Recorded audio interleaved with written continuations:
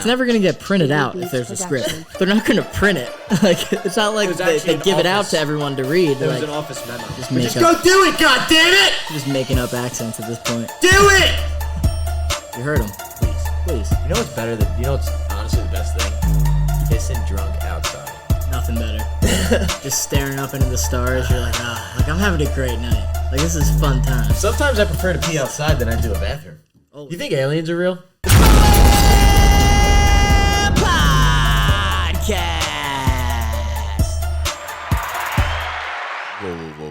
Ladies and gentlemen, welcome back to the Pro Podcast. Just called Amateur Athletes talking pro sports. Love it. I'm Derelict Cohen. I am Daryl Strawberry. And this is I don't really know what to say after that. But I know where I can start. Jason Tatum. Dude, let's talk some ball. I'm ready to talk a little basketball. Right. I've been locked Jason Tatum versus the Timberwolves last night. Sent this to you. Guy went off. In the fourth quarter. So, in the fourth quarter with 2 minutes left, Jason Tatum makes a driving layup. Next possession, Jason Tatum makes a jump shot. Next possession, misses a free throw, typical Tatum. Anthony Edwards, bad pass, steal by Jason Tatum. And then Jason Tatum scores every single point for the Celtics in overtime from 4 minutes, skipped a little bit, and then from 144 down, he scored every single point. Yeah. Won the game. When you sent me that, I was like questioning whether it was real. I was like, what the hell is this? Like, Made no he sense. Literally scored every single basket, but I did watch the game, so 18-0 at home, best start in Celtics history ever at home for a Celtics team. Didn't even have Porzingis. I mean, we played insane. That's the thing with the Celtics, I feel like, is when, Tatum will miss a game here and there, Brown might miss a game here and there, Porzingis might I don't miss mind one. it, though. They need But rest. yeah, exactly. They need rest, and they have enough guys that can step up and carry the offensive load every time that one of those guys steps out. And we're getting everybody's best game every time they play us. We're the best team in the league. All they want to do is beat the best team in the league. They want to prove that they can beat the best team in the league. So we're getting everyone's best game every night, and night in and night out. Just beat the best team in the West, too. Yeah, Especially after we lost to them in their place in the beginning of the year, which was also a great game.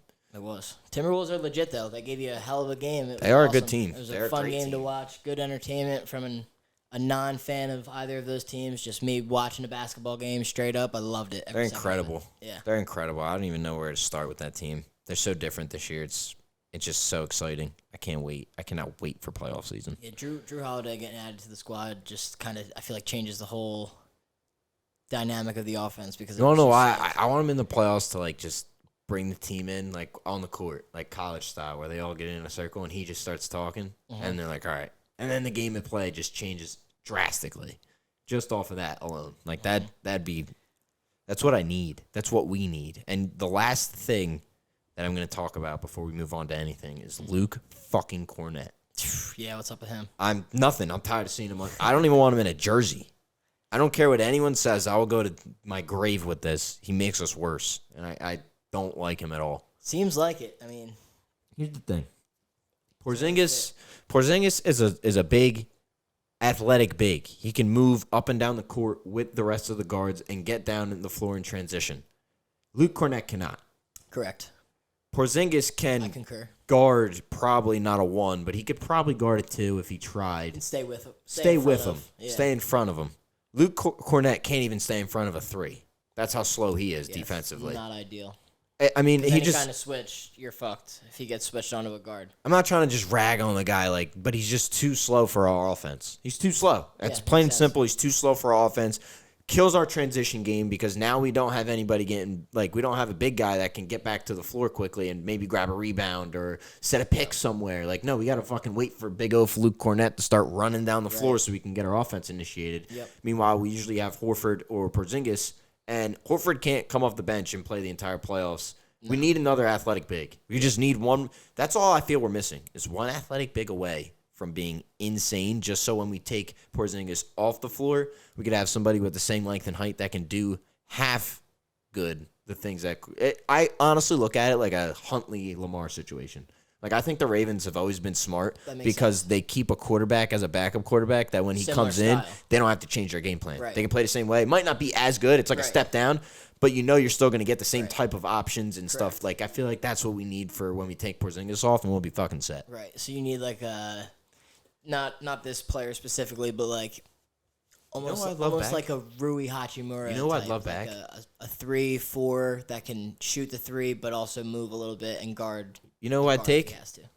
Give me Tice. Give me Tice back. Tice the German Spice. He used to, because he would start, and that's see where it. we'd go wrong. We'd be like, oh, we only have Tice as a center. Yeah. Having Tice as a backup center would Yeah. make me so happy. Just A having him guy play coming into a system he already knows. 15 minutes. Knows the teammates very, very, very well. They love him. He loves them. He loves Boston in general. I mean, not it sucked bad. that he had to leave, but we had to do what we had to do. Is he on a roster currently? Clippers. Oh, okay. I think we're going to make a move at the deadline, though. Definitely. They always We do. still have Grant Williams trade exception. That's around $4 million worth, so that's some change in the pocket right there. Some change to play around with. We need one person, just one. That's all we need, Brad. Please, Brad. You've done everything for us so far perfectly, and this would just be the one thing that I personally think would boost our team from good to great. Who do you think is your biggest threat in the East? Biggest threat in the East, I guess I'd have to probably still say the Heat. Yeah? For us. Seems that's the team we always run into The Kryptonite? at the end of the day. I think we've proven we can Same get over the team. Giannis hump.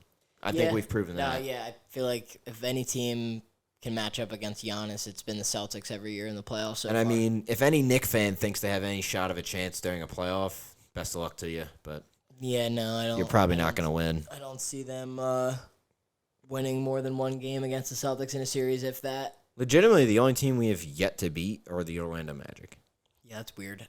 Honestly, very weird. Like they're a good young team. They have some good players and have a lot of promise, but I just don't think it's sustainable the way that they're playing right now for like a full season into the playoffs. I think if they do make the playoffs, they'd probably be a first round exit. Like I would want to see the Magic. I mean, obviously you said the Celtics have a little bit of a kryptonite against them. I don't know what it is either. Yeah, but Makes no sense to me. for other teams around the league, I wouldn't be mad about seeing the Magic in the first round. You know, an inexperienced team. I don't know who else would really be a threat. I don't consider the Sixers a threat. They haven't shown us any sort of threat in the playoffs besides last year, but Yeah, history says last year blew up in their they- face, so didn't really work the way they wanted to. Don't see the Knicks beating us. Don't see the Bucks beating us. I could see the Heat giving us trouble. I don't know why. I could just see it. just the way that their team is constructed. And it's the fact that coaching. if they get a chance to play us, Spoelstra has coached against us so many goddamn times that it's like he just It's like several eras of Celtic basketball he's seen. all of them. Yeah. And like it's just like, all right, no, we're getting here. It's true. So I think Speaking it's of, tough for us. There's new coaches around the league. Like Adrian Griffin can't beat us in a 7-game series. I don't think he has the right game plans to do that. It's true. Yeah, it's a good point. Actually, there's a lot of new coaches around, and a lot of Nick these Nurse young might teams. give us trouble, but I still think towards the end of the game we pull away like we usually do against the Sixers. Like it seems that we'll play them tough, and then like last 4 or 5 minutes of the game is kind of like where they fall off every single time. It's weird. I'm definitely curious to see what the Sixers do in the playoffs this year with the new coach, because I feel like Doc is definitely. I wouldn't say it was all his fault a lot of the time, because it definitely wasn't, but he did kind of hold them back at certain points. I felt like, not like necessarily like held them back, but. I think Harden was the issue. That too. There was other things, but now Harden's not there. You got a No great PJ head Tucker coach. either, though. No PJ. He's in. That's a help in the playoffs to have a PJ Tucker It on your is. team. It is. It really I is. think that's why the Clippers have him. They just have him stocked there. They're barely using him, and he's pissed that he's not playing enough. But like, I feel like once the playoffs come around, he's gonna be a guy they're plugging in more often Go guard than not. him. Yeah. Go get in his grill all Somebody's night long. cooking. Like he's like, yo, Go PJ, pick him up you got him. 94. Yeah. 94 feet, pick him up. Like all that. Yeah, no, I Feel agree. that.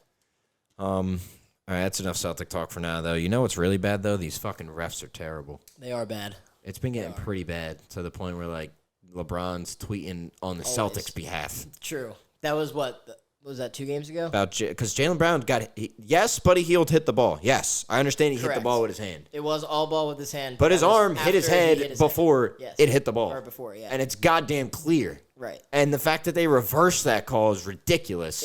That's the part I hate about like in sports, but these replays. Like, if you're using a replay system and you're looking at a replay and that everyone that has eyeballs can see the same replay, sees that that's a foul, how can you possibly reverse it when it's literally like the evidence is right in front of your face? That's the part that boggles my mind where I'm like, all right, is this shit rigged or what? Like, why are you making that call? I don't know if it's this way in the NBA, but I know it's this way in the NFL, is that when they go to review, like replay, it's out of those refs' hands. At that point, it's to the team back at whatever headquarters they're at doing the replay. They're the ones that are like, yep, it was out. Right. I don't know if that's how that works in the NBA, though. I don't know because they don't put headphones on and talk. Well, I think they do talk to somebody, but they're all around the thing looking at it, talking to each other while they're looking at it. So it makes me seem that the refs are the ones that are coming up with the conclusion. Right. But, like, either way, I think that, like, they need, like, Dean Blandino to, like, make final calls. Yeah. It's just, like, somebody that they can report to immediately when something happens. Like, hey, like, he's got the clip. And they explain the rule. Yeah. Exactly. If you explain the rule, that's why those ref analyst guys, like, have a job, is because they're so good at explaining the rules that when they explain it, you're like, oh, all right. Okay. Like, even if that's not in my team's favor, I understand because it's a you rule. just told me the rule. And you make it sound like you read it out of the fucking rule book. Right. And then when you get on the field and then, like, the ref is trying to announce it in front of a stadium filled with 75,000 and he's, like, stuttering his words, like, it was a foul. It wasn't, though. And it's their ball. And like, I feel what like, the fuck? You don't even know what you're doing. I feel like those guys have the best perspective. Yeah. Just because they know the. I mean, not saying the refs don't know the rules. They obviously know the rules because they're professional refs, and it's like probably the most important part of their job in general. Right. I'm sure But they study it and shit, but there's something about those guys that when they explain the rule, I'm like, all right, yeah.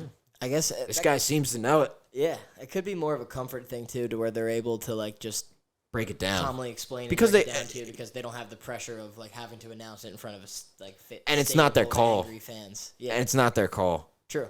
I bet it would change if it was their call, but at the same time, I wouldn't change too much because they'd still, if they explain the rule like that, how are you going to be like, that's bullshit? Right. If they're explaining the exact rule, and in real time, you're seeing him explain the rule and the play happen, you're like, oh shit, he did chop block his arm right there. Yeah, like, kind of he did hit him in the head before the shot. Like, the Raptors coach went nuts. Yeah, he did. First of all, I didn't even know who the Raptors coach even was before I saw that video. I kind of Same. forgot they had one. Me too, honestly. I thought they were playing without one this whole time. That was nuts, though. That was nuts. Yeah, it's time to take a stand against these refs. It's fucking bullshitters. Bullshitting us. They do stink. It's fucking bullshit. What do you got NBA-wise? Anything on your mind? NBA-wise, on my mind, the Denver Nuggets fucked me last night. Had a nice little parlay. Your Betty Poo? Had the Nuggets. It's like, they're down. They're playing the Jazz. It's like, they'll come back. They didn't come back. No, I said the same thing, so. You could. What else have I got? The Lakers are still just very frustrating to watch right now. I really just hope they start figuring it out so I can watch multiple wins. You escaped one with the Raptors. Yeah. Fucking That's crazy charge call. Every single game is like an escape. You have to escape something or you lose in heartbreaking fashion every single night. It's just like annoying. Yeah. Wemby had what do you have in 21 minutes? You told me. Oh, yeah, Wemby, triple-double in 21 minutes. He had like 16, 14, and 10 or something. Something like that. That was when they played the Pistons, yeah? Pistons, yeah. So he had to play 21 minutes. He got his money real quick. They were up by probably 30, and then they took him out. Didn't even have to worry about That's nuts. That team stinks, dude. The Pistons are bad. Like, bad. Yeah, they're pretty bad. Tough to watch. Yeah. Yeah, it is tough to watch. They're one, God forbid, but they're one Cade Cunningham injury away from never winning again. Ever. I mean, he's got to score 30 for them to win. Yeah, he usually does it, but they he usually somehow went down, like, who is doing anything on that team? You're going to rely on Alec Burks to be your primary scorer? Yeah. Like, that's crazy. Bogey, Bogdani. Jaden Ivey. Like, Bogdanovich. He's good, but he's not great. Bagley. Wiseman. How is this team bad? Yeah, they got a couple guys, but, like, I just feel like they just got no Monty Williams is a coach? Yeah, I mean, even though since they shouldn't be this bad, but they are. We'll see. We'll see how the rest of this year folds out. If you got nothing else NBA wise, I guess we'll get out of here, eh? Yeah, I don't think I have anything else right. other than letting the people know to like this video. Do it. Subscribe to the Pro Am Podcast. Do it. Share this with a friend. Maybe go check out our social media platforms. We got TikTok, Twitter, Instagram, at the Pro Am Podcast. We'll be posting clips, other sports content. We'll be getting going, so Wiping the hands. Wiping the hands. We're all done. Because we don't deal with these filthy whores. We don't deal with filthy whores. You heard so him. We're done here. All right, Pro-Am folks. Podcast. I'm Ardrey Tamillo. Sam Cohen. We'll catch y'all next time.